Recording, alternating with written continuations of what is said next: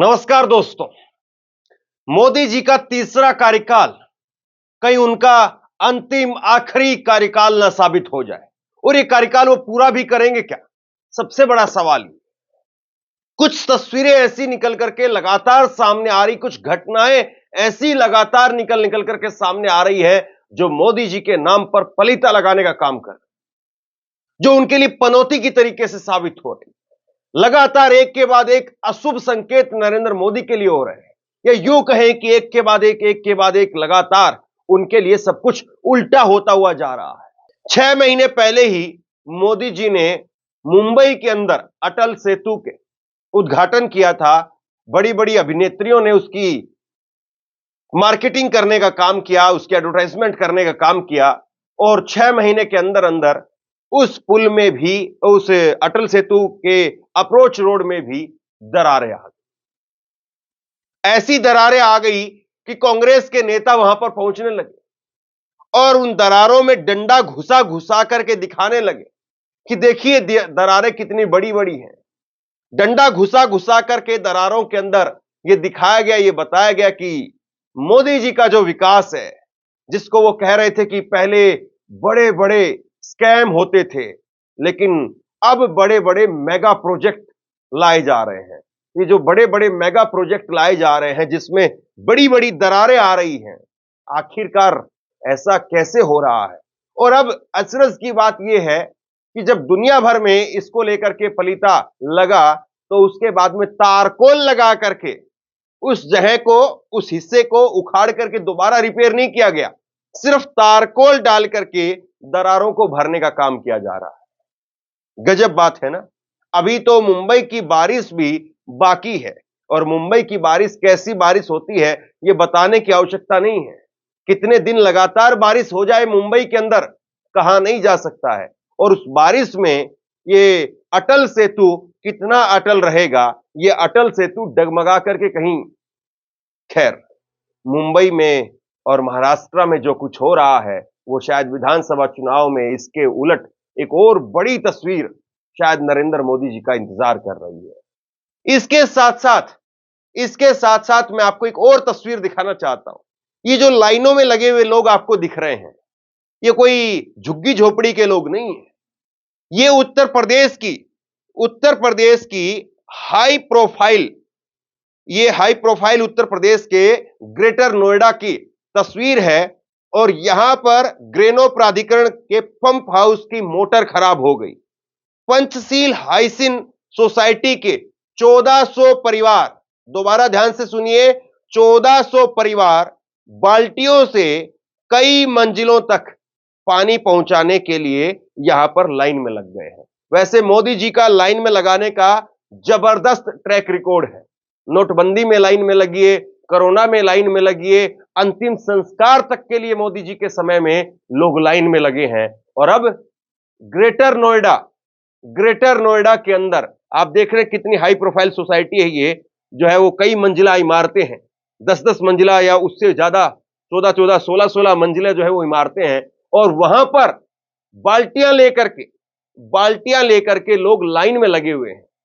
पानी भरने के लिए बाल्टी लेकर के लोग लाइन में लगे हैं, और उसके बाद सीढ़ी से, और अगर लाइट चली गई तो फिर सोचिए क्या हालत है।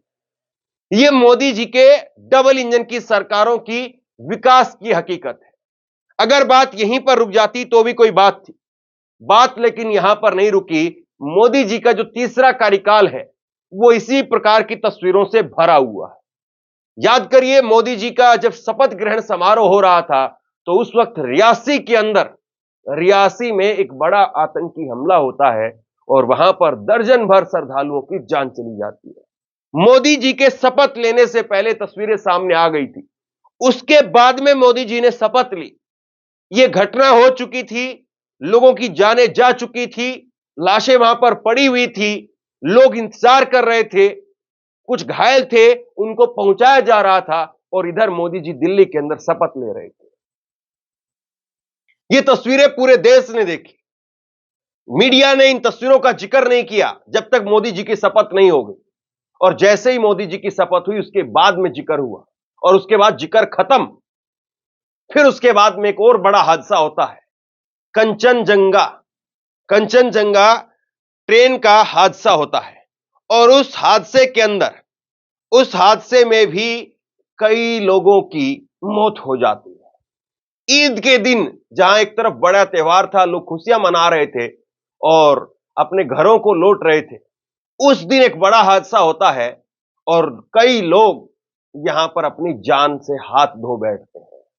फिर उसके बाद में निकल करके सामने आता है, हालांकि ये पहले हो चुका था, 4 जून को ही रिजल्ट आ चुका था और 4 जून को ही सबको पता चल गया था, लेकिन मीडिया में दबा रहा। लेकिन फिर बाद में जो आक्रोश था वो फूट करके सामने आया, यूजीसी नेट का।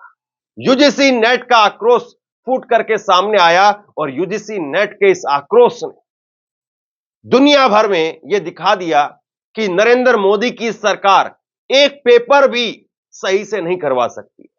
विपक्ष ने नरेंद्र मोदी के ऊपर हमला बोला, विपक्ष ने कहा, राहुल गांधी सामने आए, राहुल गांधी ने कहा कि आप दुनिया भर में ढिंडोरा पीटते हैं, दुनिया भर में दावा करते हैं कि हमने वार रुकवा दी, लेकिन हकीकत यह है कि आप एक पेपर लीक भी नहीं रोक पाए और एक के बाद एक पेपर लीक और जो भर्तियां हैं वो रद्द होती हुई चली गई।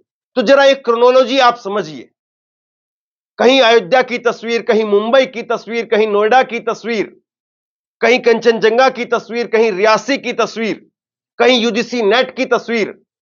ये तस्वीरों को अगर आप जोड़ करके देखें तो नरेंद्र मोदी जी के लिए वाकई क्या ये तीसरा कार्यकाल बहुत भयानक है? क्या नरेंद्र मोदी जी के लिए तीसरा कार्यकाल बहुत अशुभ संकेत लेकर के आ रहा है? क्या नरेंद्र मोदी जी के आगमन के साथ ही उनकी विदाई के संकेत भी आने लगे हैं? क्या नरेंद्र मोदी अपने इस तीसरे कार्यकाल को इस तरह के आक्रोश के साथ में पूरा कर पाएंगे? और अगर ये आगाज हुआ है, आगाज नरेंद्र मोदी के तीसरे कार्यकाल का इस तरह से हुआ है, तो आप सोच करके देखिए कि आगे आगे धीरे धीरे जब सरकार आगे बढ़ेगी तो उसके बाद में चंद्रबाबू नायडू वो क्या आंखें दिखाएंगे, नीतीश कुमार वो क्या बोलेंगे और बाकी के तमाम नेता वो कैसे नरेंद्र मोदी को घेरने का काम करेंगे। जरा सोचिए इस बात। अभी तो ये सरकार धीरे धीरे चलने की कोशिश कर रही है, जैसे जैसे सरकार आगे बढ़ेगी तब सोचिए कि स्थिति क्या हो। आपकी राय क्या है नीचे कमेंट बॉक्स में लिख करके मुझे जरूर बताइए और इसी तरह की तमाम खबरों के लिए ऑनलाइन न्यूज इंडिया को सब्सक्राइब कीजिए। आपका बहुत बहुत धन्यवाद।